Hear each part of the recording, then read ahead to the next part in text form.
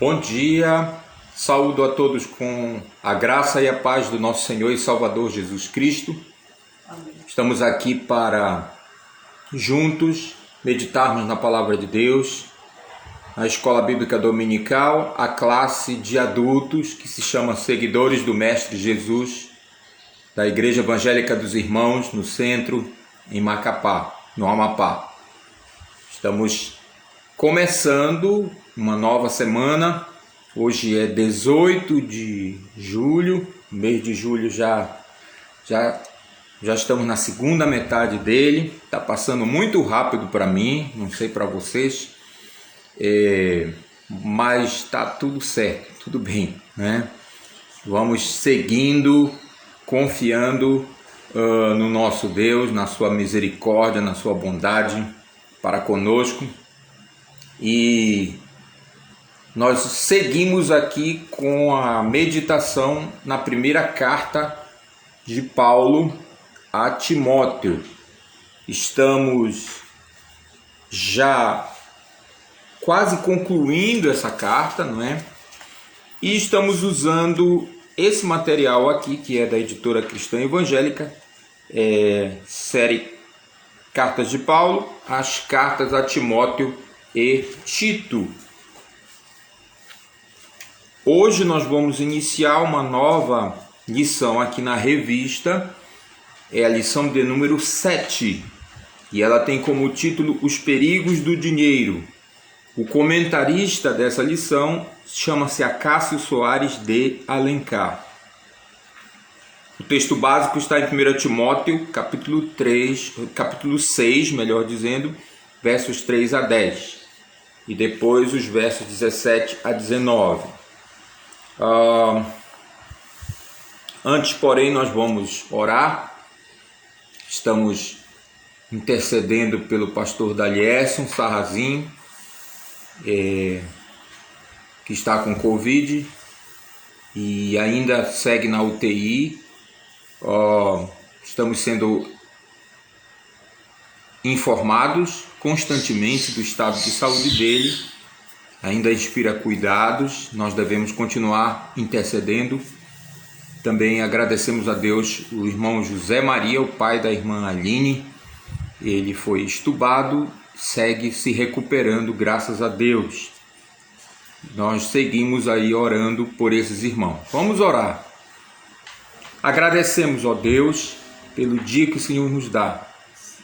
Agradecemos porque a Tua palavra nos assegura que hoje as Tuas misericórdias já se renovaram sobre nós. Não somente sobre nós, mas sobre a humanidade inteira, ó Deus. Porque sabemos que toda a humanidade, mesmo aqueles que não Te reconhecem como Senhor, como Criador, como sustentador de todas as coisas, mas eles dependem do Senhor. O nosso Senhor Jesus Cristo disse que o Senhor faz cair a chuva sobre os maus, sobre os bons. E Ele também assegurou que até quando o céu e a terra passarem, nenhuma palavra, por menor que seja, da Escritura Sagrada deixará de se cumprir. E nós agradecemos porque o Senhor tem nos ensinado a respeito da Tua palavra, porque ela é de fato tudo aquilo que ela diz ser: a lâmpada para os nossos pés, a luz para os nossos caminhos, aquela que endireita os nossos caminhos, aquela que nos faz andar pelo caminho reto, que é o Teu desejo, que é a Tua vontade. Obrigado pelo Teu Santo Espírito que está conosco, que nos ajuda a entender a Tua palavra, Ele que foi o autor, que é o autor da Tua palavra, ó Deus. Obrigado por esse privilégio que temos aqui no nosso país, de poder estudar livremente a Tua palavra. Pedimos que Tu abençoes todo o Teu povo que se reúne ao redor deste mundo, na verdade, estudando a Tua palavra. Que a bênção do estudo, da prática, da transformação pela Tua palavra seja com o Teu povo. Amém. Queremos continuar rogando que o Senhor abençoe o pastor Dalierson, o irmão José Maria. Ó Deus, pedimos em nome de Jesus que o Senhor os recupere totalmente dessa enfermidade. E pedimos isso porque confiamos no Teu poder, na Tua misericórdia, no Teu amor para com o Teu povo. E pedimos em nome e pelo amor de Jesus. Amém. Então, os perigos do dinheiro é o tema, como eu disse, é o título da nossa lição de hoje. Vamos ler então os versos 3 a 10 do capítulo 6 de 1 Timóteo e depois nós vamos ler os versos 17 a 19. Eu vou começar, acho que é prudente, né, começar com a finalzinho aí do versículo 2, tá? Que diz assim, como está aqui na Nova Versão Transformadora: ensine estas coisas e incentive todos a obedecer-lhes. Talvez alguns nos contradigam, mas estes são os verdadeiros ensinamentos do Senhor Jesus Cristo que conduzem a uma vida de devoção. Quem ensina algo diferente é arrogante e sem entendimento.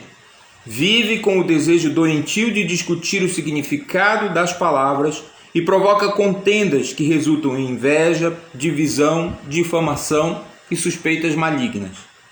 Pessoas assim sempre causam problemas, têm a mente corrompida e deram as costas à verdade. Para elas, a vida de devoção é apenas uma forma de enriquecer. No entanto, a devoção acompanhada de contentamento é em si mesma grande riqueza.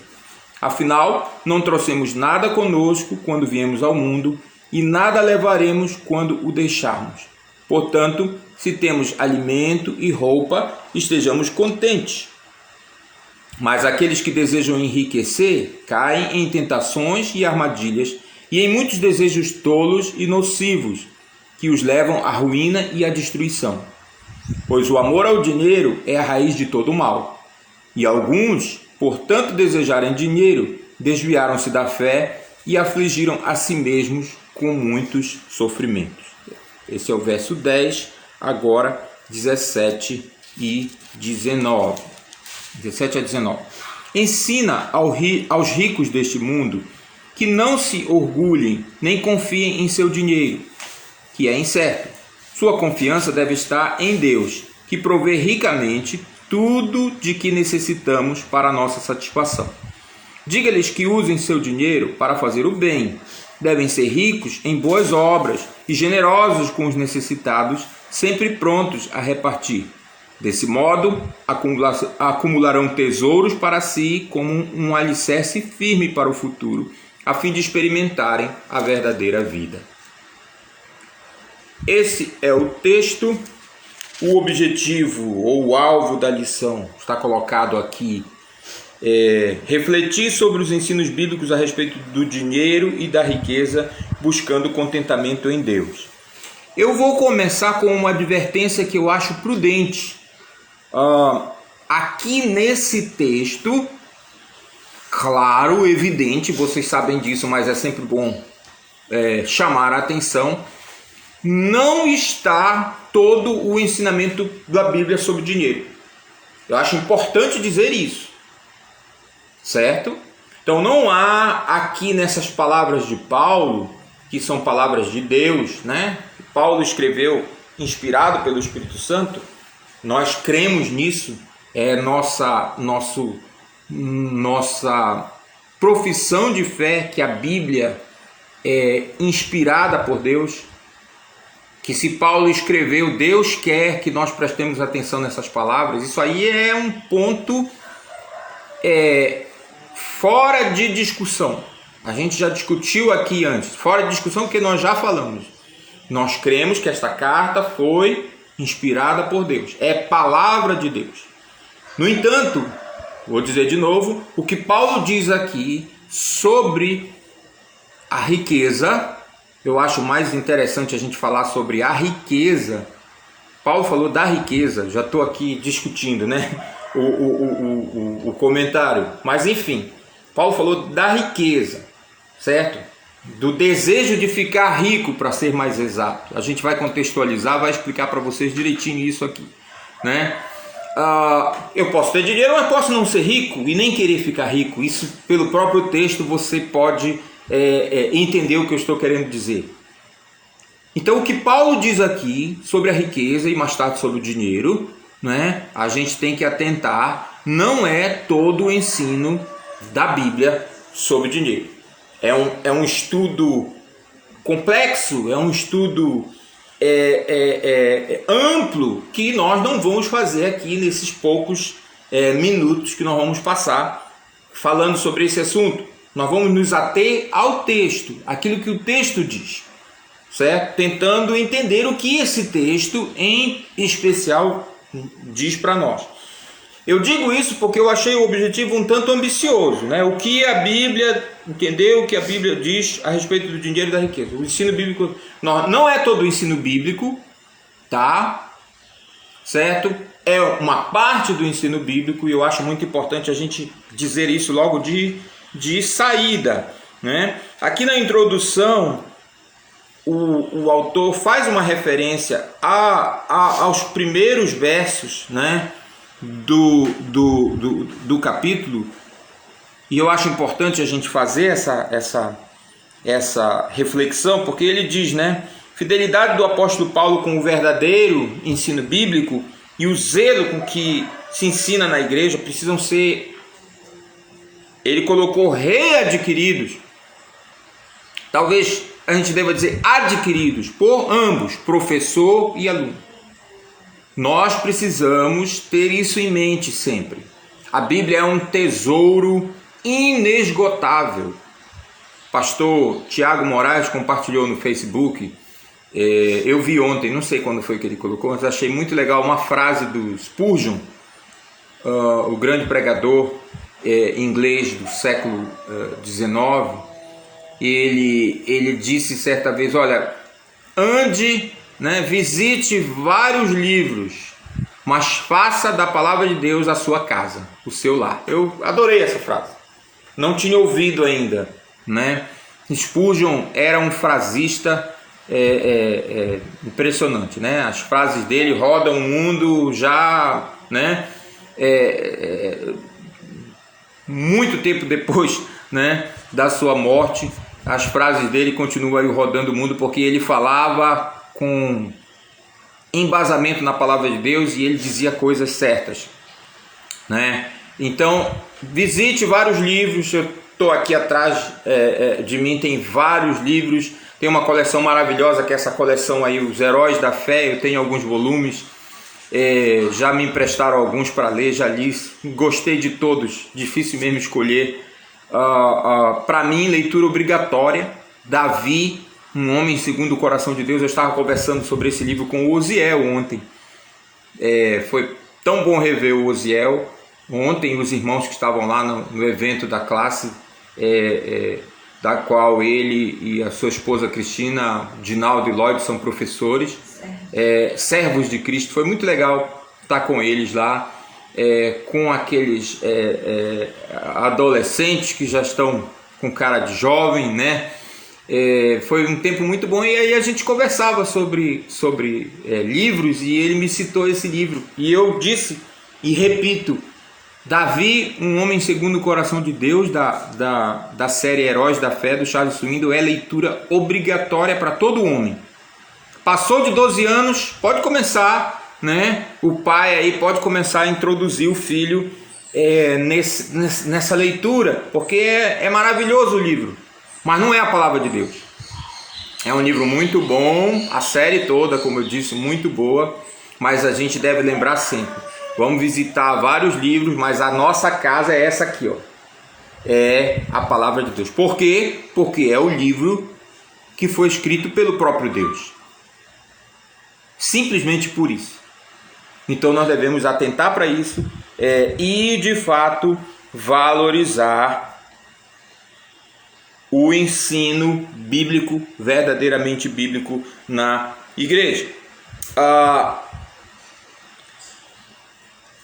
Ele chama a atenção aqui que nesse ponto o próprio Senhor Jesus alertou os seus discípulos da importância. Ele citou aí algumas passagens, né? E depois ele entra propriamente na questão financeira. Resolver as questões financeiras e usar adequadamente o dinheiro no contexto da igreja cristã é um desafio constante. É verdade. Vale dizer, de novo, Paulo não vai falar sobre isso aqui. Paulo não vai ensinar sobre o bom uso do dinheiro. Ele nem toca nesse assunto. Certo? Aí ele vai dizer, né, orçamento, planilhas de gastos, poupança são passos cruciais no processo, mas é o estudo adequado das escrituras que nos darão os fundamentos e as motivações necessárias para o domínio do dinheiro. Isso aqui é importante. Isso é importante. Nós precisamos entender o lugar do dinheiro na história da humanidade, na história da redenção até. Isso é importante. Nós precisamos entender. E para isso a gente tem que estudar esse assunto.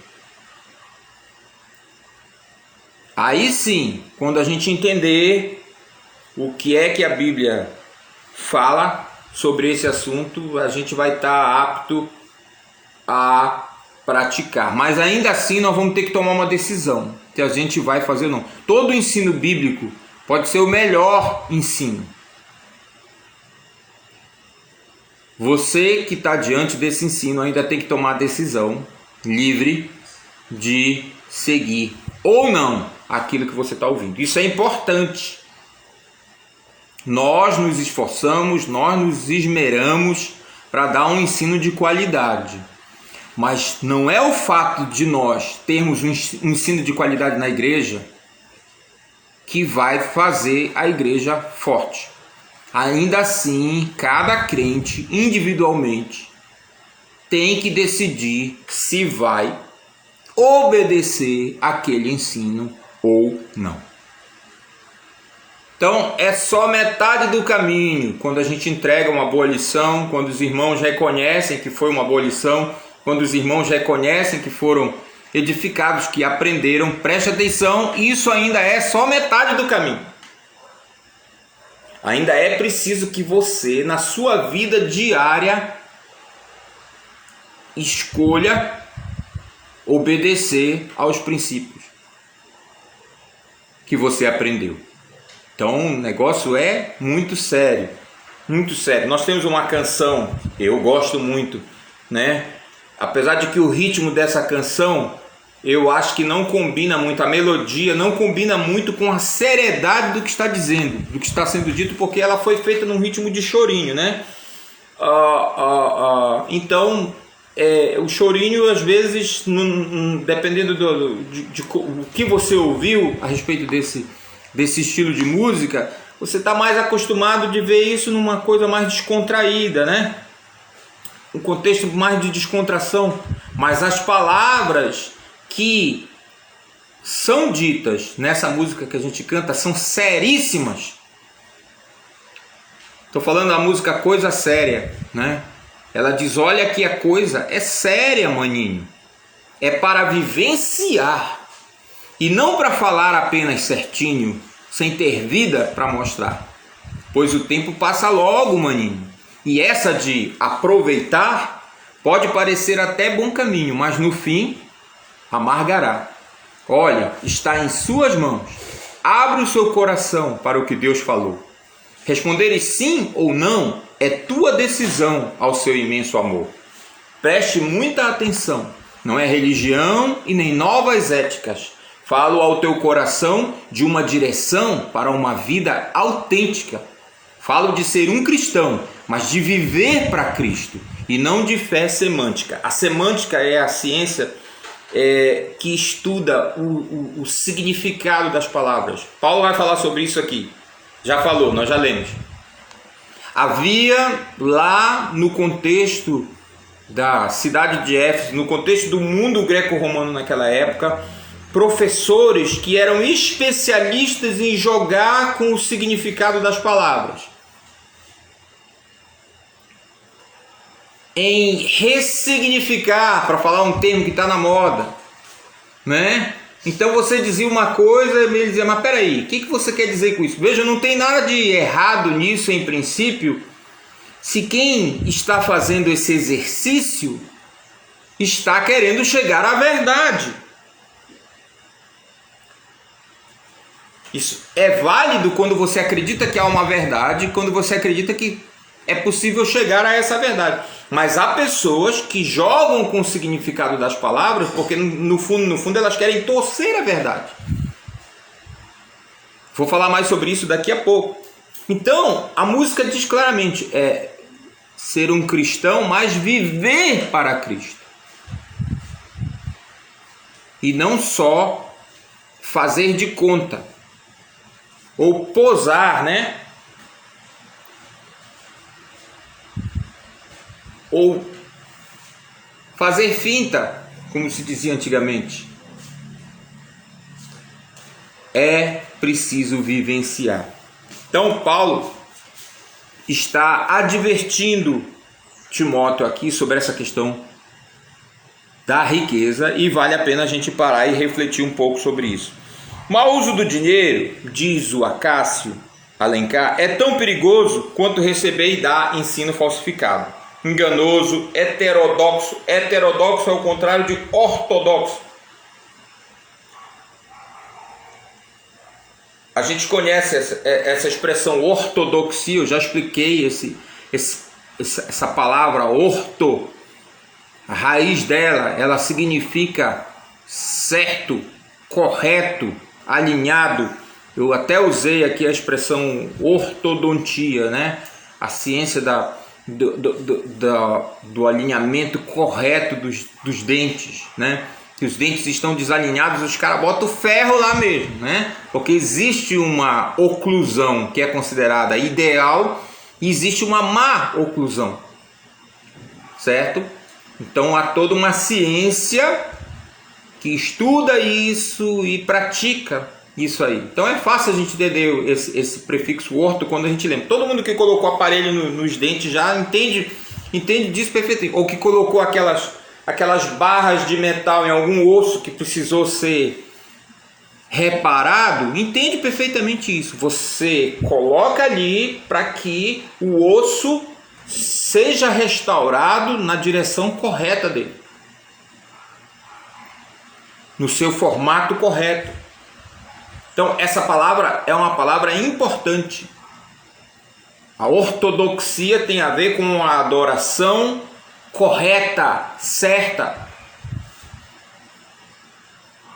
Heterodoxia é o contrário de ortodoxia. Hétero quer dizer diferente. Então, o heterodoxo é o sujeito que começa a torcer as coisas, começa a apresentar um ensino diferente daquele ensino correto, que tem sido reconhecido como um ensino correto.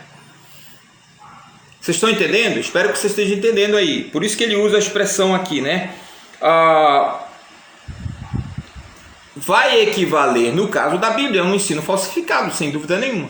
Seu Clarindo, que já está com o Senhor, missionário querido, Clarindo Raddan, ele sempre dizia, e eu repito para vocês isso sempre, provavelmente vou repetir sempre: o crente não precisa conhecer seitas. E ele dava estudo sobre seitas. Ele tinha um curso no seminário em que ele falava especificamente sobre seitas. Mas ele começava sempre dizendo isso: olha, o crente, na verdade, não precisa conhecer as seitas. O que o crente precisa é conhecer a palavra de Deus. Se você conhece o verdadeiro ensino, quando o ensino falso lhe for apresentado, você vai reconhecer na hora. Aliás, era assim que antigamente os bancários eram treinados. Eles aprendiam a identificar o dinheiro falso manipulando o dinheiro verdadeiro, conhecendo as notas verdadeiras, pegando nota nova, nota já um pouco usada, né? Nota já bem gasta, né? Eles manipulavam o dinheiro, porque conhecendo o dinheiro verdadeiro, quando você pegar uma nota, né, na textura dela, enfim, nos detalhes, você vai perceber: opa, tem alguma coisa errada aqui, né? Joga lá contra a luz, às vezes tem aquela luz especial lá, enfim, tem uma série de técnicas para você identificar. Mas você precisa conhecer o verdadeiro para você identificar aquilo que não é verdadeiro quando ele for apresentado, quando ele lhe for apresentado. E Paulo já disse, né? Aqui mesmo ele repetiu de novo: ensine estas coisas e incentive todos, Timóteo, a obedecer-lhes. Talvez alguns nos contradigam, mas estes, ou seja, esses ensinos, essas coisas que ele falou, né, são os verdadeiros ensinamentos do Senhor Jesus Cristo que conduzem a uma vida de devoção. Quem ensina algo diferente, olha aí o heterodoxo, né, é arrogante e sem entendimento. Vive com o desejo doentio de discutir o significado das palavras e provoca contendas que resultam em inveja, divisão, difamação e suspeitas malignas. De novo vou dizer, porque é importante. Havia lá, Paulo é uma referência aos falsos mestres, esses professores, esses especialistas que na realidade torciam o significado das palavras. E é impressionante, nós estamos vivendo uma era em que isso de novo está sendo elevado à categoria de arte. É impressionante. Mas a gente não deve esquecer que quem começou com essa história, quem foi? Sim, ele mesmo, foi Satanás. Lá no Éden. Essa história, é antiga. Aliás, ele vai falar sobre isso aqui, sobre o problema, né,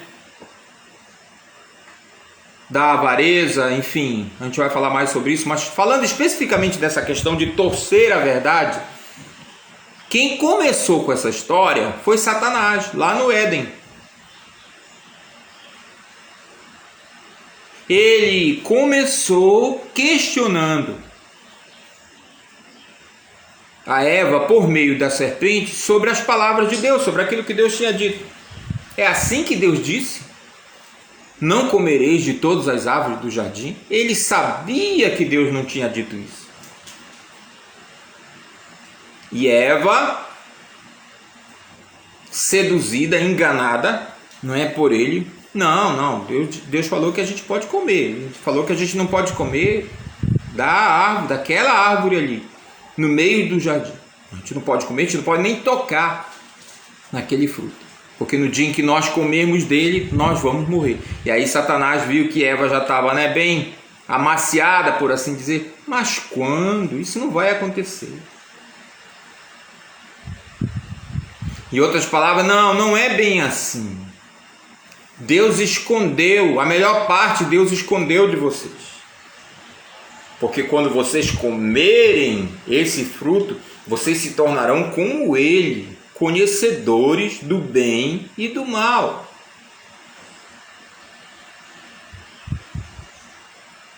Usando de meias verdades, vocês conhecem essa expressão, né? Uma meia verdade, na prática equivale a uma mentira, mas enfim, é uma maneira de você seduzir as pessoas. E deu certo com Eva e dá certo, infelizmente, ao longo de toda a história da humanidade. As pessoas são enganadas. A própria questão da riqueza, a gente vai ver isso aqui, é um exemplo. Então, a verdade é torcida. A verdade é torcida, questionada e finalmente negada.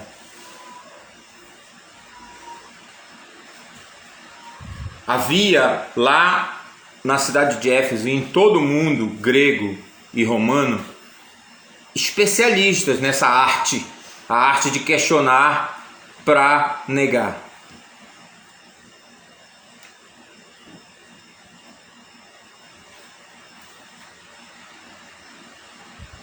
É errado matar? Sim ou não? É errado matar?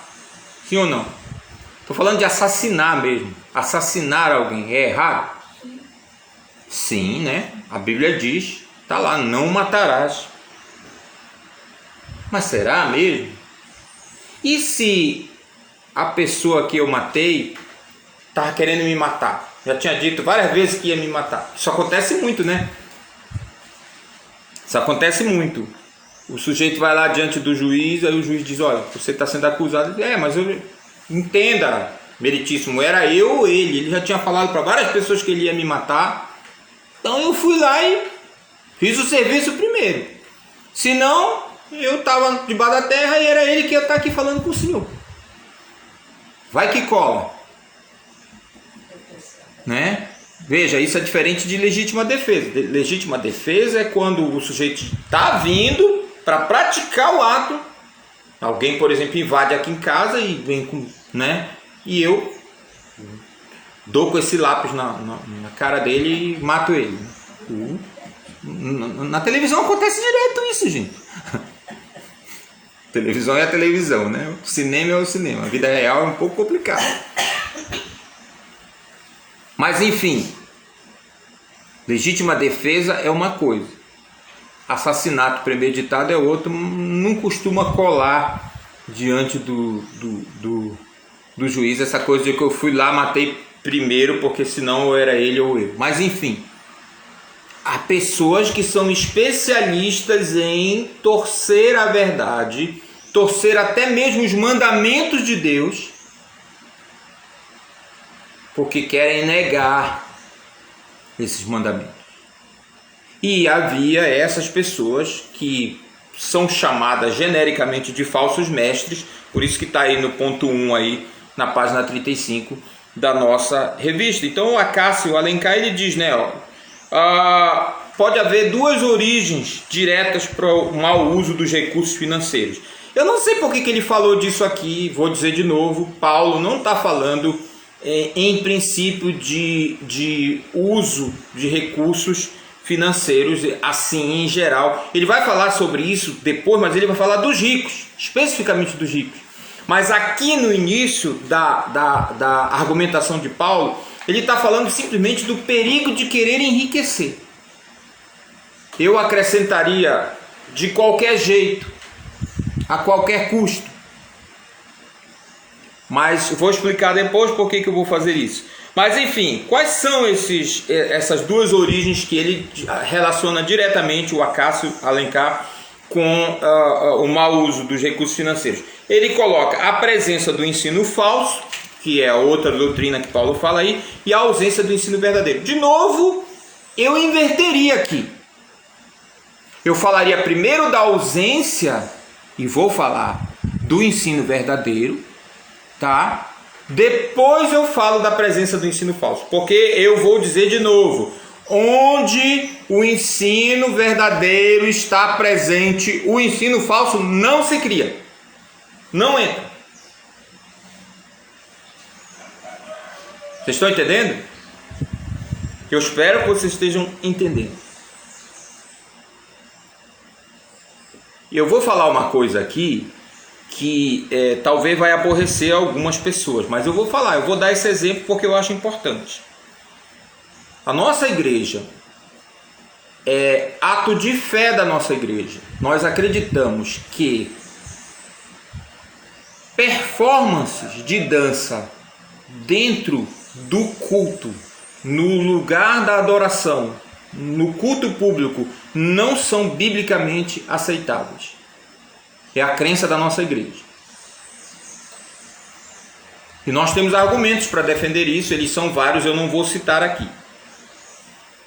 Eu vou contar uma história para vocês.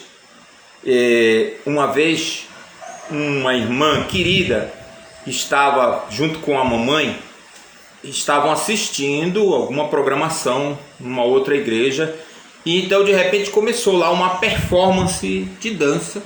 Várias mocinhas entraram com véus esvoaçantes e saíram pelo salão.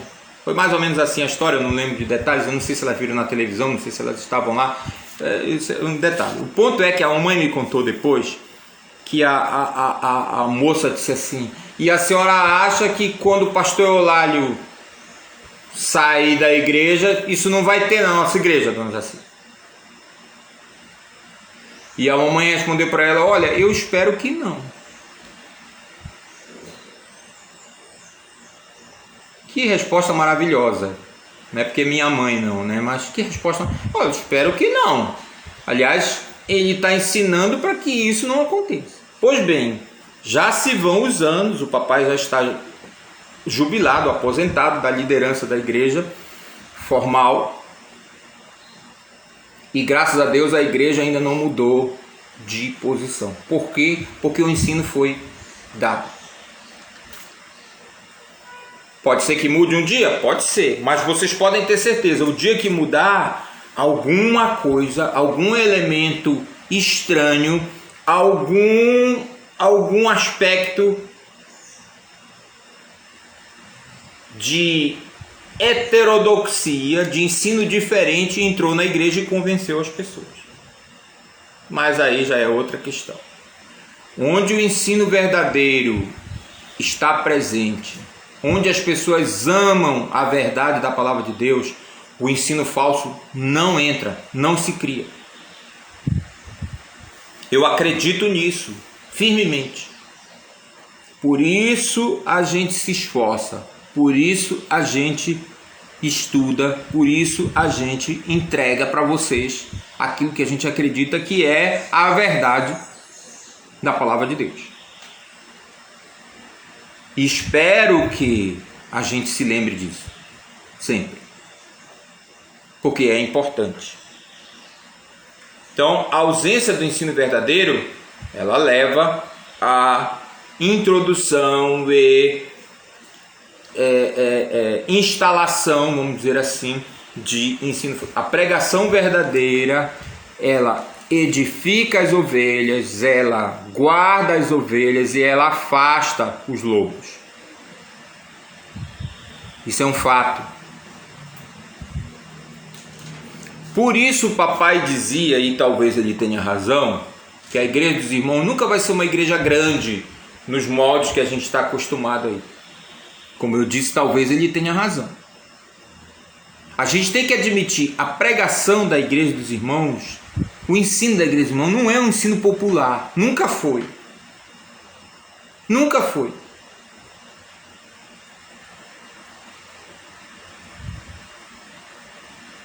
Mas nós cremos o ensino da palavra de Deus. Aquilo que a Bíblia diz. Agora vamos especificamente ao tema que está colocado para nós aí. Ponto 2, página 36, os que querem ficar ricos. Corações corrompidos pelo pecado, diz o autor, da ganância, não são um fenômeno moderno. Isso é claro, né? Aí ele vai citar Balaão, vocês se lembram. Balaão era um profeta. Vocês lembram dessa história, né? Se você não lembra, está aí, Números 22, conta a história e depois Pedro vai citar e Judas vai citar, né, a doutrina de Balaão e o caminho de Balaão. Balaão era um profeta que abençoava quem pagava mais. Na verdade era isso que ele fazia. Um misto de feiticeiro com pregador moral. E ele foi contratado para amaldiçoar o povo de Israel. Se você não conhece a história, leia, que é muito interessante. Balaque, um rei lá cananita, contratou Balaão para amaldiçoar o povo de Israel. E Balaão saiu, né, para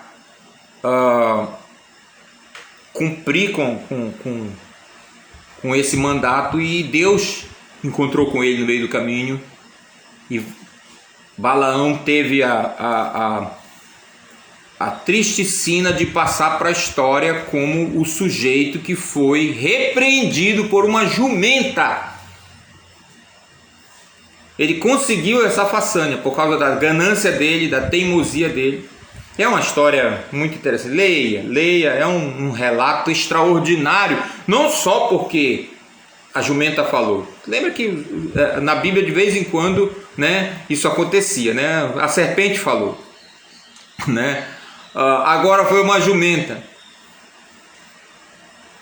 Só que a serpente falou, na realidade era Satanás, e a jumenta, na realidade, ela foi usada por Deus para repreender aquele homem. E eu acho muito interessante, não é só, desculpa, eu vou fazer esse parênteses aqui, não é só que aquela jumenta falou, gente, Deus deu a ela também, é um negócio espetacular. Na verdade eu vou ter que estudar isso com mais detalhes, porque é muito interessante. Não foi só que ela falou, Deus deu a ela também uma compreensão de ser humano, de gente, inclusive histórica. Eu acho fantástico isso. Ela disse: eu não sou tua jumenta, ao longo de todos esses anos eu não tenho te levado obedientemente para onde tu vai. É como se ela estivesse dizendo: rapaz, tu não percebeste que tem alguma coisa muito errada, porque eu tenho te servido fielmente esses anos todos, e agora de repente eu começo a agir desse jeito. Tu não percebeste que tem alguma coisa errada? E aí de repente Balaão olha e lá está o anjo do Senhor. E é interessante que Balaão vai dizer depois: aquele que teve os olhos abertos, ou que tem os olhos abertos. É muito interessante. A jumenta estava vendo o anjo. E então ela diz para ele: acorda, rapaz, abre os olhos, enxerga. E Balaão entendeu isso depois. Eu acho muito fantástica essa história. Mas ele era avarento, ele gostava de dinheiro. E Deus não deixou que ele amaldiçoasse o povo de Israel, mas ele deu um jeitinho. Disse: olha, Balaque, eu só estou falando aqui o que Deus está mandando eu falar, mas eu vou te dar uma dica. Arruma umas mulheres aí, joga lá no meio do povo, faz eles caírem na imoralidade, que o efeito vai ser mais ou menos o mesmo, porque Deus é um Deus santo, Deus não gosta disso, e ele certamente vai castigar o povo. E foi exatamente o que aconteceu. E Balaão foi assassinado depois.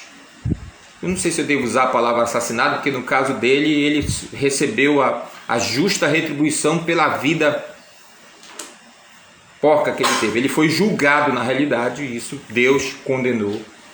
Mas talvez a gente precisa discutir mais um pouco isso. Por isso, Pedro adverte sobre a doutrina de Balaão, e Judas fala do caminho de Balaão. Aliás, Pedro fala do caminho de Balaão e Judas fala da doutrina de Balaão. Balaão passou para a história como o profeta venal, que se vende, que vai, que prega de acordo com quem dá mais.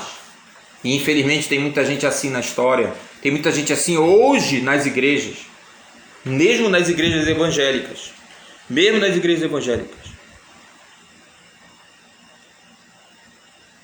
Eu vou falar mais sobre isso lá na frente, mas é importante a gente ver. Os salmos estão cheios de reprovações a um comportamento cobiçoso. Tem várias referências aí, né? Então ele diz, o livro de Provérbios também tem, vocês leram algumas ao longo da semana. Logo podemos inferir que o desejo por riqueza não é de agora. Deus nos deu as escrituras sagradas como um manual de disciplina e orientação nas questões cruciais da vida, para nos proteger dos perigos da riqueza. Note, o problema não é a riqueza, mas o falso ensino de que a piedade é fonte de enriquecimento. Esse é um ponto importante, que você já deve ter ouvido várias explicações, várias pregações sobre esse assunto. A coisa mais comum da gente ouvir sobre isso é que Paulo não condenou o dinheiro, mas ele condenou o amor ao dinheiro. Essa é uma observação importante, certo? Essa é uma observação importante. Porque há sim um ensino extremamente negativista, talvez eu deva dizer, até para usar uma palavra da moda, negacionista, né? Pessoas que interpretam errado esse texto. Eu já conheci alguns, né? Tentavam passar a impressão de que conseguiam viver sem dinheiro. Eu já conheci pelo menos uma pessoa que dizia que nunca mais peguei em dinheiro. Depois que eu entendi a vontade de Deus, eu nunca mais peguei em dinheiro. E eu nem sei se eu acredito muito nisso. Aí alguém perguntou, e como é que você faz? Eu uso cartão. Desculpa, mas tem que rir. Agora com o Pix, né, melhorou mais ainda. Nunca mais peguei em dinheiro. Como se o problema estivesse no meio físico, na cédula, né? No talão de cheque, ou no cheque. Antigamente tinha o cheque, né? Hoje em dia quase não se usa mais. Ou na moeda. Gente, a Bíblia diz, não sejamos meninos no juízo. Vamos ser meninos na malícia. Isso é uma besteira enorme. Se você está no mundo, você vai ter que lidar com dinheiro, você vai ter que pagar conta, você vai ter que... A Bíblia não está falando disso. Ainda mais importante é a gente dizer, e Paulo vai explicar sobre isso depois, ou vai falar rapidamente. Algumas pessoas, eu acho importante dizer isso, porque a gente ouve muito, infelizmente, a gente ouve muita coisa, uma certa, como é que eu posso dizer assim, pregação fora de contexto, descontextualizada, que acontece muito, infelizmente. As pessoas pegam o livro de Atos, falando lá do início da igreja, né? Vá comigo para Atos capítulo 4.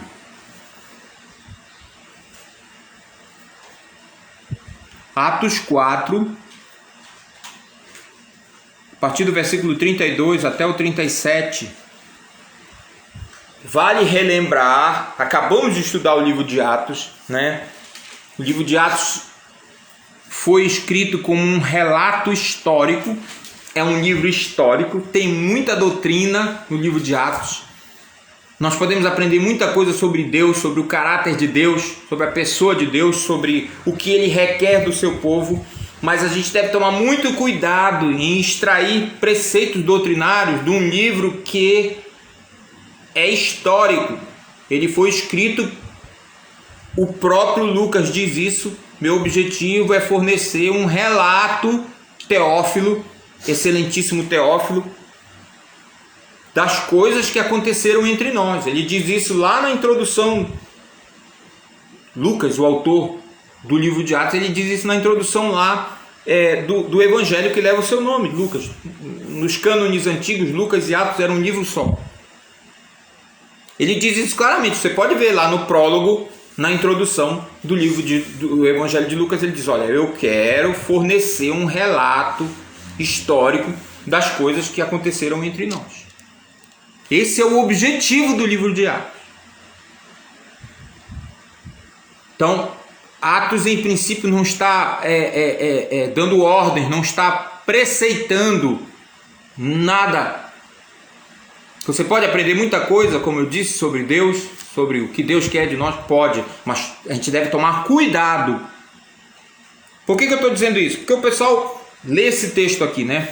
Todos os que creram, falando do início da igreja, estavam unidos em coração e mente.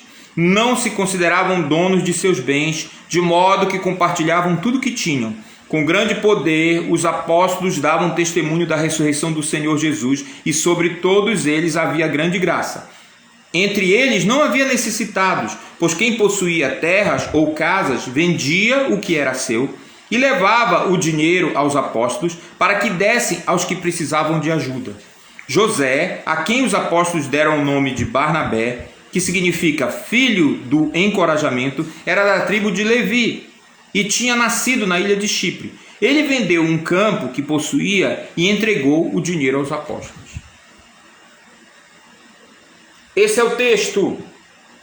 Aí o sujeito que está pregando, a partir desse relato, que é um relato sucinto, simples, do que aconteceu com a igreja nos primeiros dias, nos primeiros anos, e ele quer aplicar por força esse texto nos dias de hoje.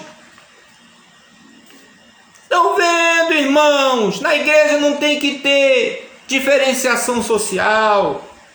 Na igreja não tem que ter necessitado. Você ainda tem propriedade no seu nome, irmão. Pare com isso. Venha ver o que a palavra de Deus diz. Venda a sua propriedade. Traga o dinheiro aqui para o pastor. Opa! Tem que chegar lá, né?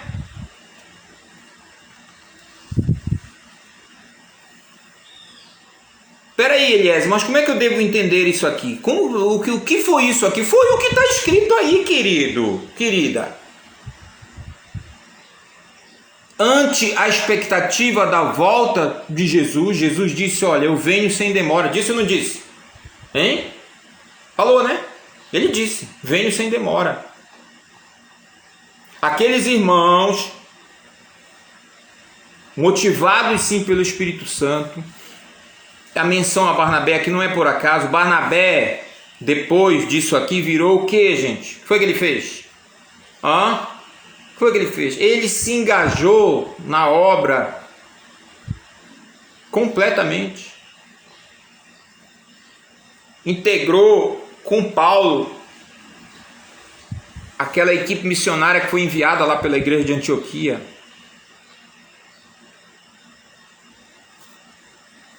Muitos outros missionários fizeram isso ao longo da história e têm feito e vão fazer provavelmente até o dia que Cristo voltar.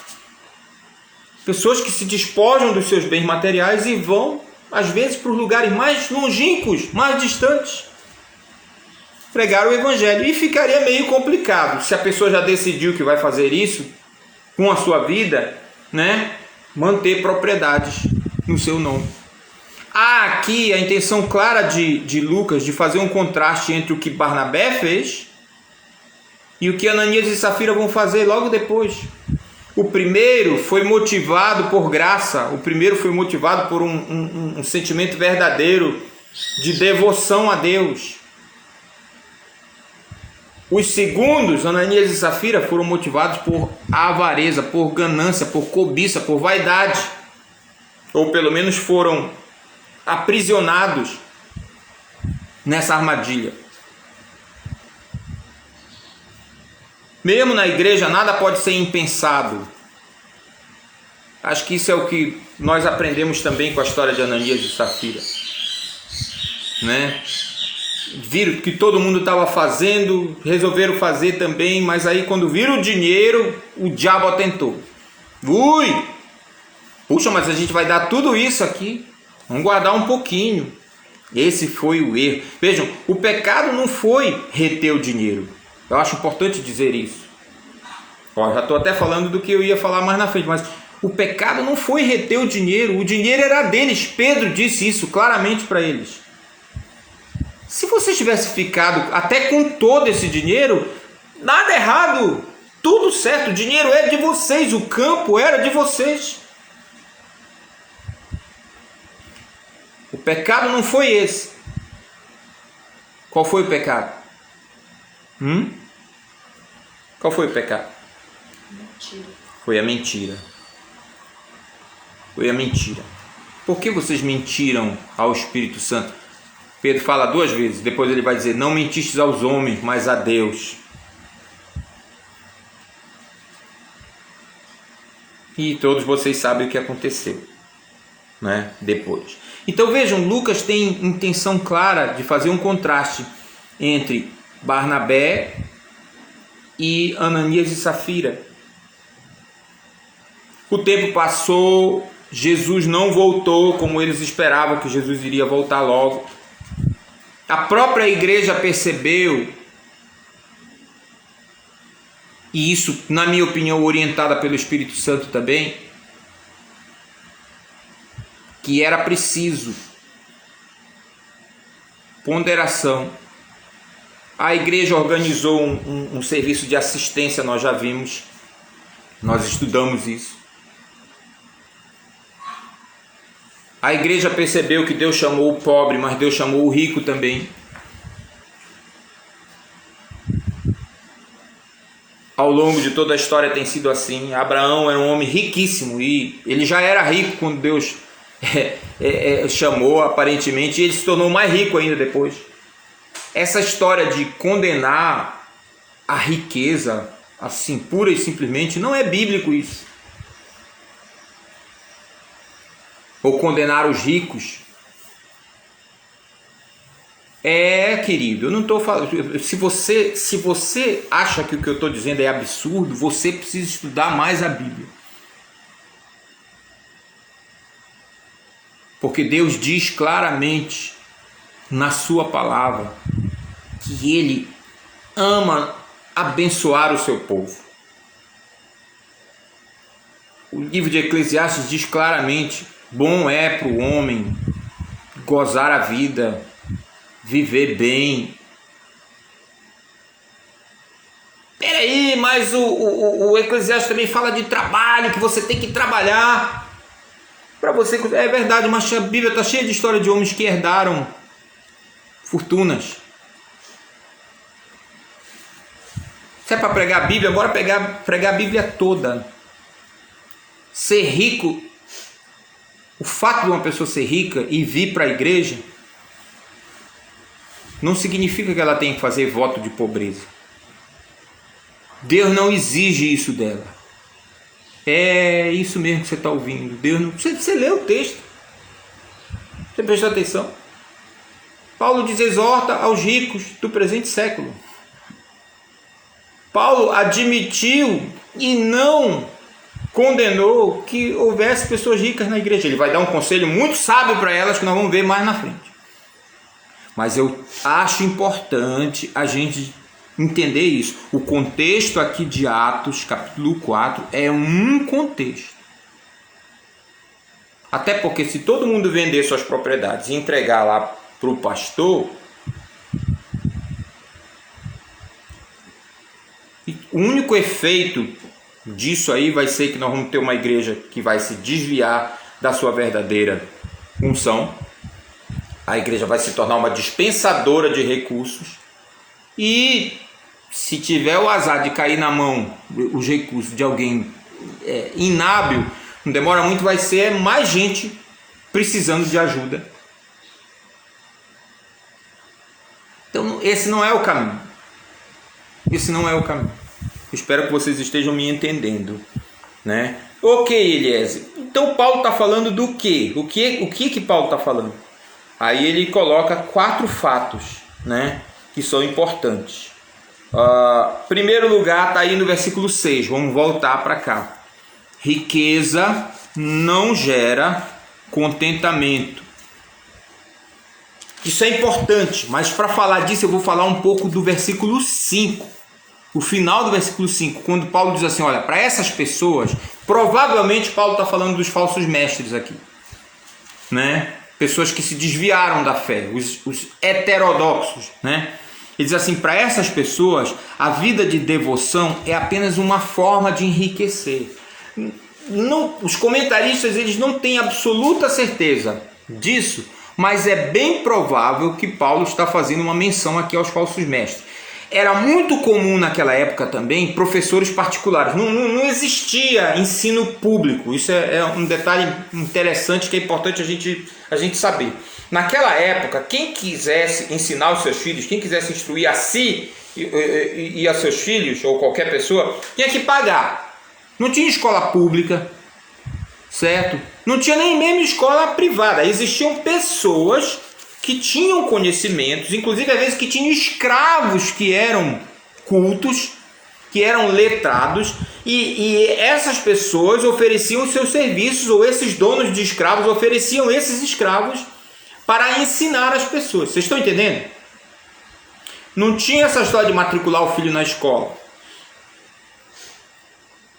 as escolas que tinha eram os ginásios, que era para onde esses meninos, normalmente da elite, e normalmente os meninos também só, eles eram levados, certo? Os pais que tinham dinheiro pagavam para que esses meninos recebessem alguma instrução lá, e às vezes compravam um escravo que soubesse ler e escrever, e aí o escravo levava o menino para lá, ele pegava aquela instrução lá, depois eles voltavam para casa, né? E aí o escravo ia tomar a lição lá, ia ver se o menino tinha estudado. A palavra pedagogo veio daí, a pedagogia veio daí. O pedagogo, o paidagogo, é literalmente o sujeito que pegava na mão da criança e conduzia a criança para a instrução. Foi daí que veio o termo. Então,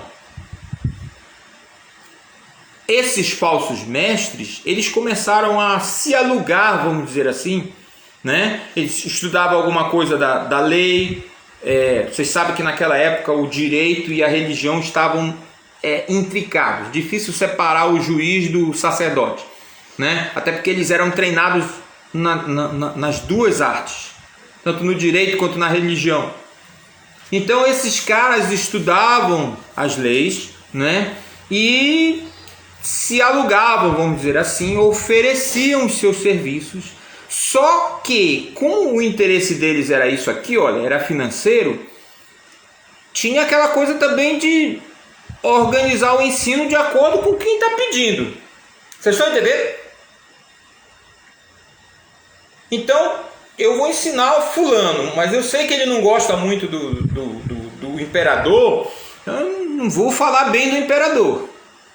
Ou o contrário, eu sei que ele gosta muito do imperador, então eu vou bajular o imperador, vou falar bem dele, porque eu sei que ele gosta do imperador. Vocês estão entendendo? O ensino deles se amoldava, se adequava a interesse de quem estava pagando. E isso é muito complicado. Muito complicado. Paulo diz: olha, esses caras aí, eles acham que a piedade, a palavra aí é Eusébia ou Eusébia, uma palavra muito importante na Bíblia, porque significa isso mesmo, significa o pio ou o piedoso. No Brasil, piedade tem a ver com caridade, né? As pessoas confundem muito, né? Acaba que esse significado do termo é o significado que está na cabeça das pessoas, mas o termo, na realidade, grego, Eusébia, é muito mais amplo, gente. Ser pio significa ser temente a Deus. O que aconteceu? Como o fato de eu ser temente a Deus, como o próprio Paulo vai dizer aqui, me faz ser desapegado, me faz ser preocupado com o bem-estar do outro, né? Então as pessoas começaram a identificar: poxa, fulano é muito pio, né? Ele é muito piedoso, e era uma pessoa que ajudava muitos outros. Então acabou que passou essa ideia de que o piedoso é o caridoso, é o sujeito que cuida do outro, certo? Mas na realidade o termo vai muito além disso. Ser piedoso, na realidade, significa ser obediente, ser temente a Deus, ser devoto, que é outra palavra que infelizmente se perdeu no significado um pouco na história, né? Os crentes não gostam de dizer que eles são devotos, nós deveríamos dizer. Eu pergunto, às vezes quando a pessoa diz: não, eu sou crente, eu digo: mas você é crente devoto ou não? As pessoas se espantam. É um termo que a gente está acostumado a ver no catolicismo, né? Ah, católico devoto, né? É o católico que vai na igreja, é o católico que enfim, se sujeita lá às regras, a todas as regras. Precisamos de crentes devotos também, que tenham devoção por Deus. Porque na realidade o termo devoto, ele significa literalmente aquele que reconhece que deve.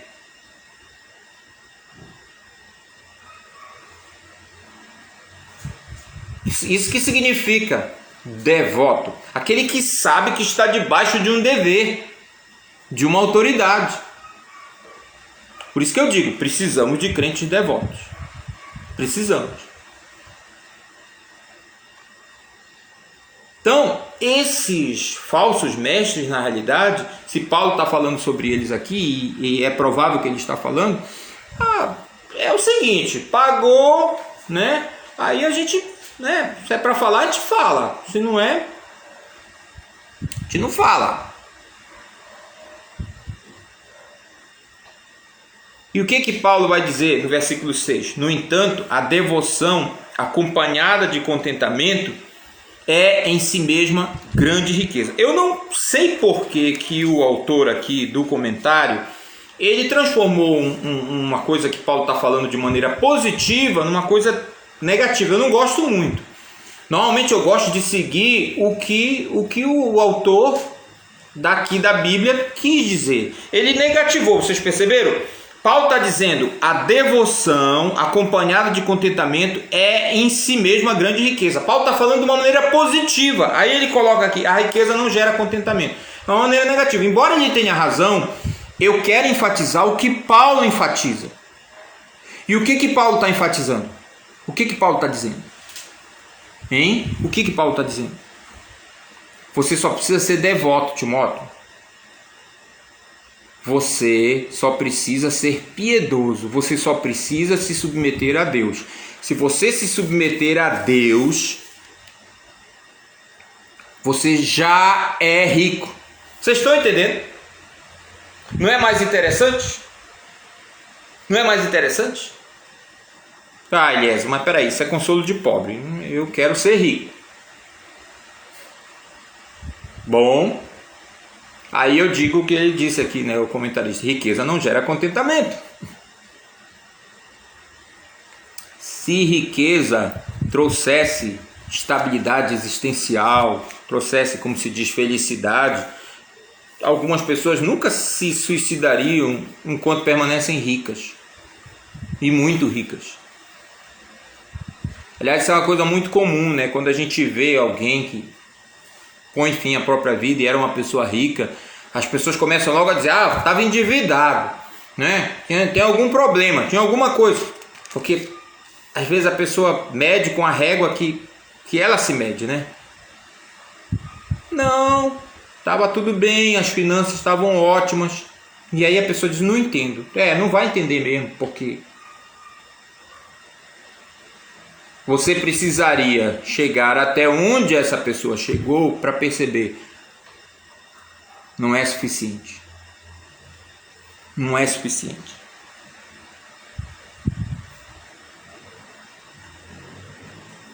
Vou dizer de novo, porque Paulo diz: a devoção acompanhada de contentamento é em si mesma grande riqueza. De novo, Paulo não está condenando o conforto. A Bíblia não condena o conforto. A Bíblia não está dizendo que a gente não tem que procurar viver bem. Não se preocupe com isso. Não tenha medo de querer melhorar de vida. Isso não está errado. Não está errado você querer melhorar de vida, você querer ganhar um pouco melhor, ou você querer melhorar seu negócio. Isso não está errado. Mas você precisa entender que se você não se sente contente, realizado, a palavra é essa mesmo, com o que você tem hoje, o problema está em você, não nas coisas que você quer ter. Vocês estão entendendo, gente? Eu espero que vocês estejam entendendo. Não é que eu não possa melhorar, não é que eu não possa ir para um emprego melhor, não é que eu não possa ter uma casa melhor, um carro melhor, não é nada disso. Agora, se eu, com o que eu tenho hoje, não consigo ser contente em Deus, não consigo amar o meu Deus, não consigo agradecer a Ele,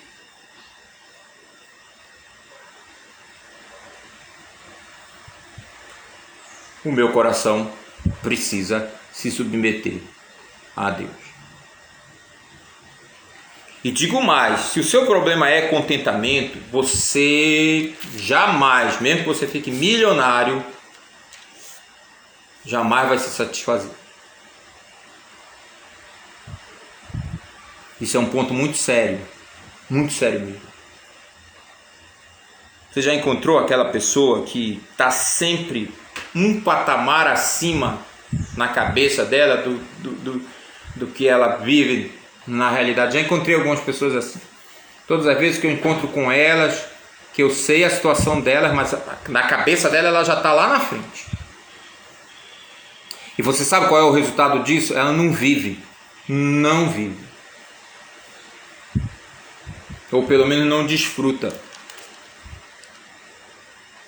É terrível você conviver com uma pessoa assim. É terrível. Eu uma vez me levantei de um encontro social. Na verdade, o que aconteceu foi que alguém marcou um encontro comigo. E quando ele veio, ele trouxe essa outra pessoa. Que eu conheço até. Eu conheço. Gosto até dela. Mas ela tem esse problema. Eu passei mais ou menos 1 hora, um ponto que eu aguentei, apenas ouvindo sobre planos, sobre a pessoa inclusive me aconselhou, perguntou quanto é que eu estava ganhando, me deu, sem eu pedir, um planozinho para melhorar meu salário, potencializar e isso, aquilo, outro. Passou 1 hora, talvez mais, só falando sobre isso. Aí tem uma hora que eu simplesmente bati no braço da outra pessoa e falei assim: me liga, depois a gente conversa, tem que resolver umas coisas, a gente estava no shopping mesmo, né? Então, lembrei que eu tenho umas coisas para fazer. Vou rodar por aí. Vou olhar algumas coisas. Depois eu falei para ela: não, olha, desculpa, não dá. Não dá, não tem condições. Todas as vezes que eu encontro com essa pessoa é do mesmo jeito. Ela só fala nisso, ela só pensa nisso. Você que é mais amigo dela do que eu, tem que conversar com ela. Tem que conversar com ela. E é uma pessoa crente, evangélica. Eu fico pensando como deve ser conviver 24 horas com uma pessoa assim. Se é casada, se é pai, mãe, como deve ser para os filhos ficar ouvindo todo o tempo essa conversa. De novo, eu já vi isso muito mais do que eu gostaria de ter visto na minha vida. Porque eu sou professor. E às vezes os alunos eles falam. Porque a gente pode enganar muita gente, mas a gente não engana esposa ou marido e filhos. Não, a gente não engana. A gente se engana pensando que eles não percebem como nós somos. Então, os alunos às vezes eles falam: professor, o papai ou a mamãe está sempre com a cabeça nas nuvens. Está sempre com a cabeça nas nuvens. Está sempre pensando num plano mirabolante para dominar o mundo. Como aqueles personagens lá do desenho animado.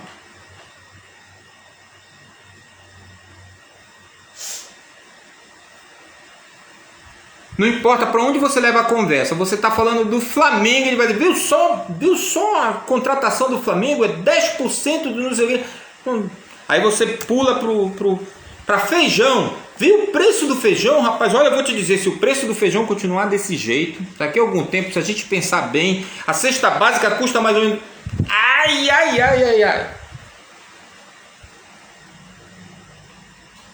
Vamos radicalizar, vamos falar sobre rabiola. Olha aquela rabiola ali, rapaz. Sabe que eu conheço um cara que ele enriqueceu vendendo rabiola? Uau! Puxa! É difícil conviver com pessoas assim.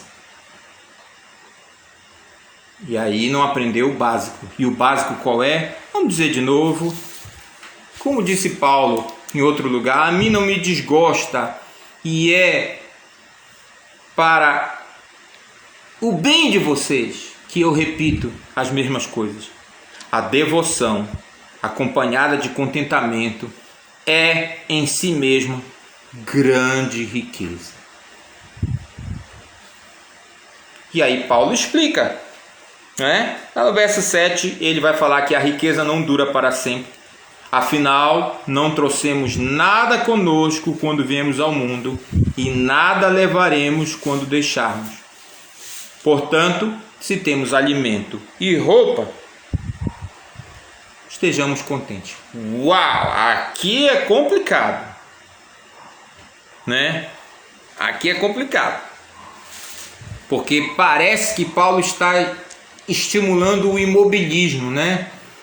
O conformismo. Será que é isso que Paulo está fazendo aqui? Estou vendo 10 e 15 aqui, mais 15 minutinhos em cima desse texto, mas eu já vou dizendo, a gente vai voltar para ele. Há muitos aspectos práticos aqui que a gente ainda não falou, e a gente vai falar.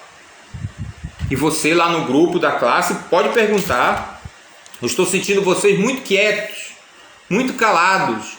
Antigamente eu recebia, nunca foram muitas, mas era 3, 4 contribuições ao longo da semana, normalmente no privado. O povo tá calado demais. Eu não sei se eu fico preocupado com isso, mas acho que fico. Fale, pergunte, coisas práticas mesmo. Eu sei que vocês têm muitas questões práticas, porque quando eu estou lendo, quando eu estou estudando, vem muita coisa na minha cabeça. Vem muita coisa. Pode perguntar. No privado, entra lá no meu privado e pergunta: Elias, mas e tal coisa, assim, assim. Será que Paulo está falando de imobilismo aqui? Está falando para a gente ficar do jeito que a gente está, não querer melhorar? Será que é isso? Querido, preste atenção para o que Paulo diz. Primeiro ele diz: não trouxemos nada conosco quando viemos ao mundo e nada levaremos quando o deixarmos. É ou não é verdade? Hein? Então Paulo, vejam, ele está apenas lembrando, constatando um fato que é óbvio, que todo mundo sabe. Todo mundo que já viu uma criança, todo mundo que já viu um parto, todo mundo que já viu, né? A gente veio sem nada. A gente veio sem nada. E também a gente vai sem nada. Vai sem nada. Vão botar uma roupa na gente, né? Vão arrumar alguma coisa assim. O pessoal às vezes fica meio chocado quando eu digo: olha, quando eu morrer, mas eu estou falando muito sério, quando eu morrer, se eu morrer no hospital, do hospital mesmo, arruma alguém, de preferência que não seja parente próximo, que normalmente sofre muito se tem que fazer isso, mas arruma alguém de lá do hospital mesmo, se for possível, a funerária pega lá. Olha, muito antes da pandemia eu já dizia isso.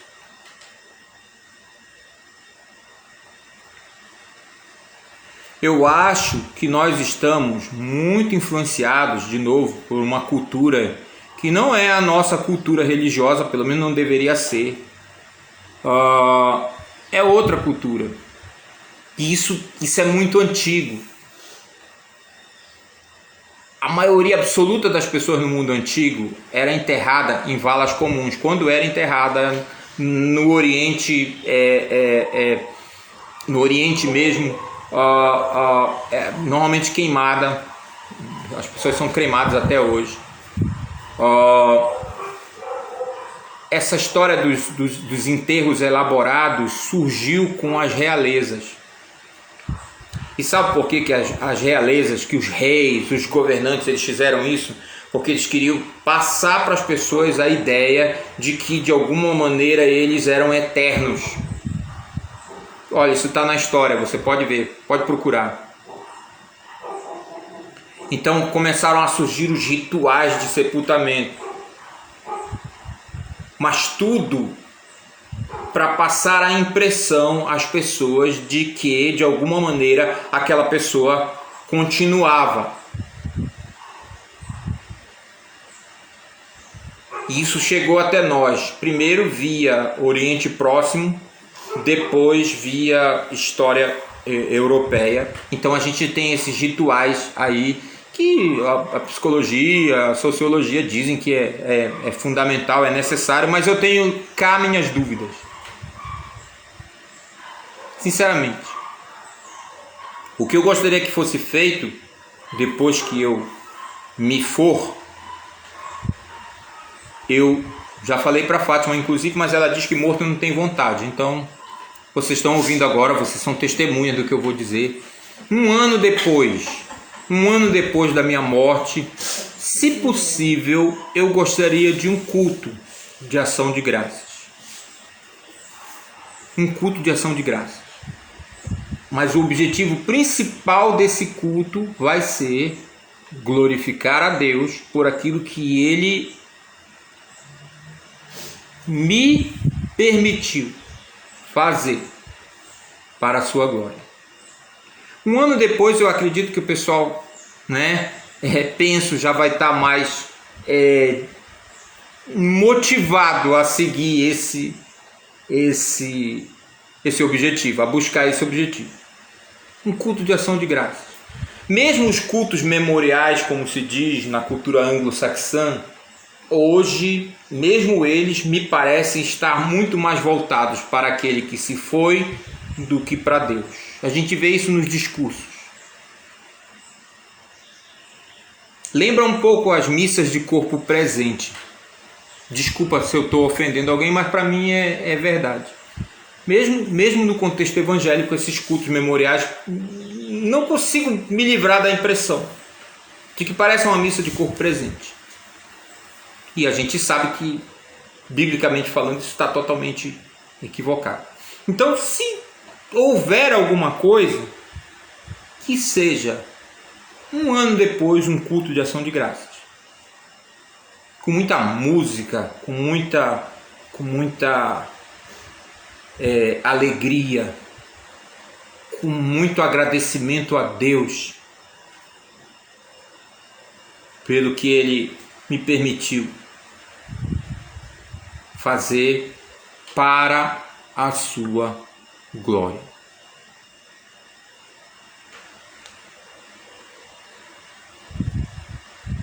Basta isso.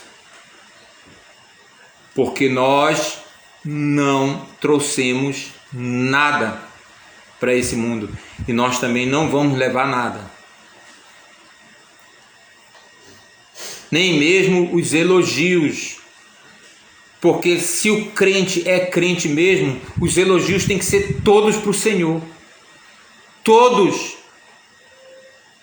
Todos.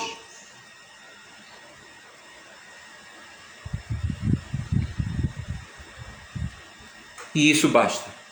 E isso basta. Porque nós não trouxemos nada e não vamos levar nada daqui. Então, o que Paulo está dizendo aqui é: você tem como se sustentar, você tem o que comer, você tem o que vestir todo dia. Vejam, isso combina perfeitamente com a oração do Pai Nosso. Lembra? O pão nosso hoje nos dá.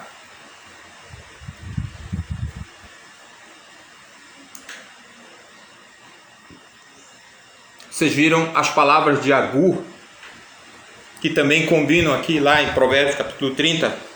Estava na leitura de segunda-feira. É muito interessante como esse homem Agur, ele fala, né? Ele diz assim: olha, Deus, eu te peço duas coisas. Afasta de mim a falsidade na língua e não me deixe nem pobreza nem riqueza. Vocês lembram? Estava lá, na segunda-feira, leitura da segunda-feira. E ele explica. Eu não quero a riqueza. Aliás, eu acho que ele começa com a pobreza, né? Não, ele começa com a riqueza. Eu não quero a riqueza, porque se eu for rico, eu posso esquecer do Senhor. Vejam, presta atenção, ele está falando dele. É um pedido dele para o Senhor. Pode ser que eu me tornando rico, e isso é um fato, Todo mundo que já teve dinheiro sobrando sabe que isso é uma realidade. Dinheiro sobrando é sinônimo de tentação.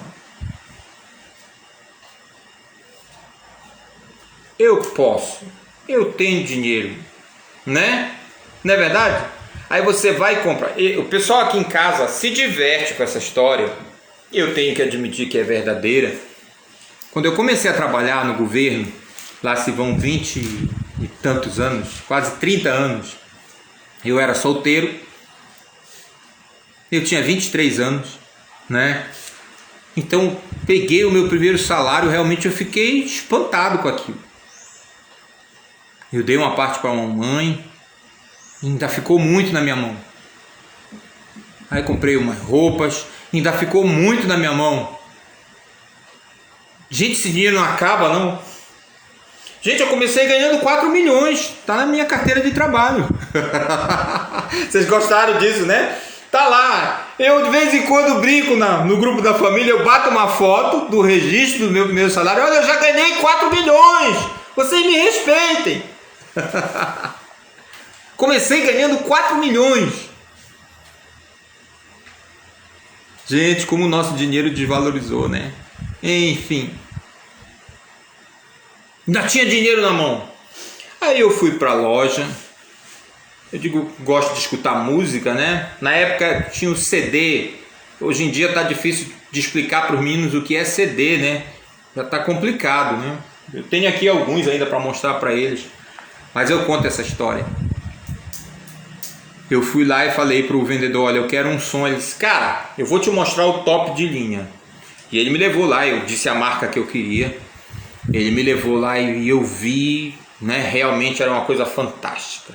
Ele tinha um gabinete dessa altura assim, que pegava nada mais, nada menos do que 7 CDs ao mesmo tempo. Olha que coisa maravilhosa, você não precisava nem trocar o CD. Vocês estão rindo agora aí, né? Então você tem aí, dependendo da quantidade de música que tem no CD, 9, 10 horas de música direto que você não precisa mexer. É uma piada, né? Com os MP3 hoje, com as plataformas de música que tem na internet. Mas na época era uma coisa fantástica. Nossa, você não vai precisar levantar para trocar o CD. Basta colocar aí 7 CDs. Quando termina um, ele automaticamente já começa a reproduzir o outro. É uma coisa fantástica. Claro que custava uma pequena fortuna. Adivinhem, Eliese comprou. Comprei. Agora me perguntem quantas vezes eu usei os 7 CDs. Nunca. Nunca usei. Talvez eu tenha até pecado, né? Talvez eu tenha até pecado. Mas sabe que eu comecei a perceber como é que as coisas são.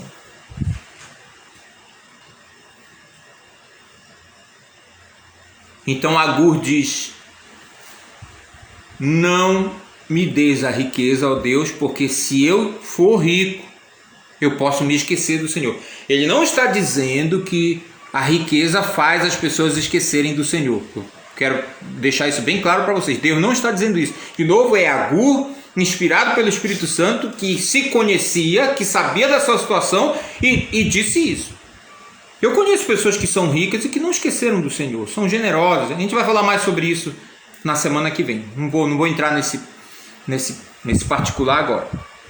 Ele está falando dele. Ele que se conhecia, ele diz, olha, não me dê a riqueza, porque se eu for rico, eu posso esquecer do Senhor. Afinal de contas, dinheiro na mão, né? Dinheiro abre muitas portas, é impressionante. Já contei para vocês a história de Creso, o rei da Lídia. Ele queria invadir uma cidade e ele mandou os seus espiões lá verificar como era aquela cidade. E os espiões voltaram e falaram, rei, não tem como o senhor conquistar aquela cidade. Os muros daquela cidade são enormes. Não tem como, não tem nada que vai ultrapassar aqueles muros ali. E aí Creso olhou para ele e disse assim, nem o ouro Eu acho fantástica essa história. Nem o ouro Creso entendia das coisas. Sabe o que foi que ele fez? Ele subornou os guardas das torres de vigia. Ele deu ouro para eles e entrou, invadiu a cidade, conquistou a cidade. Sim, a riqueza abre muitas portas, sem dúvida nenhuma. Mas é tentação. É tentação. Não há nada pior do que você simplesmente olhar e dizer, eu posso. Normalmente o que você faz apenas porque você pode, você vai fazer errado. Preste atenção para isso. Preste atenção para isso. Sabe que um dia desses eu parei, eu já estava estudando essa lição, né? Eu parei diante de uma prateleira. Na verdade eram várias prateleiras. Eu tenho essa foto, eu vou mostrar, eu vou colocar essa foto no grupo de WhatsApp da classe. Várias prateleiras numa loja só com taças de vidro, de cristal. Todo tipo de taça. Eu fiquei impressionado com aquela prateleira, com aquela gôndola. Taça grande, taça média, taça pequena, taça estreita, taça comprida, decorada, não decorada, com aplique, sem aplique, folhada a ouro, sei lá, pintada a ouro e não sei o que e tal. Tudo quanto é tipo de taça. Cara, não tem como, desculpa aí usar essa expressão coloquial, mas não tem como olhar para uma coisa dessa e ver que a humanidade se perdeu. Não tem jeito. Não estou dizendo que alguém vai comprar todas aquelas taças que estavam ali, mas só o fato dessa oferta absurda existir na nossa sociedade, porque aquilo ali custou, aquilo ali tem um custo financeiro, aquilo ali tem um custo no sentido de recursos físicos, de recursos da natureza, e eu estou falando de uma prateleira ou de uma gôndola numa loja aqui em Macapá, que é uma cidade pequena. Imagina milhões de taças como essas ao longo do mundo todo, e a gente não vai ter dúvida, o mundo se perdeu.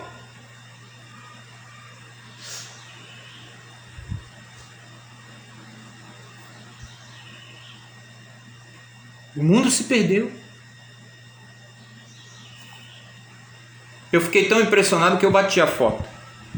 Olha aqui, onde nós chegamos. Dizem que Sócrates, uma vez, passeando pela feira de Atenas com os seus discípulos, em um certo momento ele olhou, viu aquele monte de coisa, né? E instrumentos, e iguarias, e um monte de coisa, panela de um tipo, panela do outro. Falei com as mulheres, a Fátima já está me olhando aqui. Hoje eu não vou comer aqui. Alguém, por favor, me ofereça aí um almoço em alguma casa. Eu falei panela porque o texto que eu li fala especificamente sobre isso, né? Onde houver uma necessidade, né, o que diz o ditado, alguém vai criar alguma coisa para suprir essa necessidade. Mas às vezes não é assim, não. Não é assim. E aí Sócrates olhou para tudo aquilo, virou para os seus alunos e disse assim: vejam só de quantas coisas os atenienses precisam para sobreviver. E os discípulos dele riram na hora, entenderam na hora. É uma coisa que a gente sempre tem que se perguntar. Eu posso, mas eu devo? Vai fazer bem para mim, para os meus queridos, para a humanidade como um todo, até a gente pode pensar. Alguns dos nossos hábitos vale a pena a gente refletir. Mas também Agur não queria ser pobre. Por quê? Porque ele poderia roubar, e aí ele poderia desonrar o nome do Senhor do mesmo jeito. Então ele segue aí aquilo que era sabido na cultura oriental, né? E em qualquer cultura. O equilíbrio é importante. O equilíbrio é importante. Eu não sou rico, eu não sou pobre, eu sou grato por aquilo que Deus me tem dado. Eu posso melhorar? Posso. Eu posso almejar? Posso, mas eu tenho que estar contente hoje com aquilo que Deus me deu. Isso é ser pio, isso é ser piedoso, isso é ser devoto, porque eu tenho exatamente aquilo que Deus quer me dar nesse presente momento. Pode ser que Deus queira me dar mais tarde, é possível. Mas a questão é, eu estou contente com aquilo que Ele me tem dado, verdadeiramente contente, porque o seu coração Deus conhece. O seu coração Deus conhece, pode ter certeza. Deus sabe se você está mesmo de verdade ou não, pode ter certeza disso. Eu vou parar aqui, mas ainda tem aí a parte final, quando ele vai falar da riqueza, né? Vai falar dos ricos, na verdade, né? É uma coisa interessante, uma discussão ampla também que a gente pode fazer. Quem quer ser rico aí, né? Pois é, sem problema, tá? Tu vai falar sobre isso domingo, certo? E pode perguntar, vai lá no grupo de WhatsApp ou manda no privado para mim a sua pergunta, o seu comentário. E Deus certamente vai nos abençoar, como já tem nos abençoado com o estudo da sua palavra. Vamos orar? Oremos. Mais uma vez, ó Deus, nós estamos gratos pela tua palavra.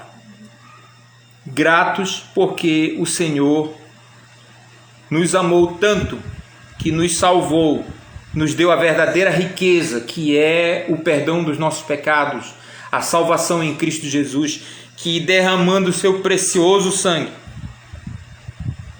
satisfazendo a tua justiça, ó Deus, nos comprou, literalmente, para ti mesmo, e nos fez ricos para com Deus. Muito obrigado, Senhor. Que nós possamos meditar na tua palavra, que nós possamos cada dia sermos abençoados por ela. Que a vida da tua igreja seja motivo de glorificação ao teu nome, neste lugar onde nós estamos, no mundo inteiro. É o que nós te pedimos, agradecidos, em nome e pelo amor de Jesus. Amém. Bom domingo a todos, bom almoço, que Deus nos abençoe e até mais tarde, se Deus quiser.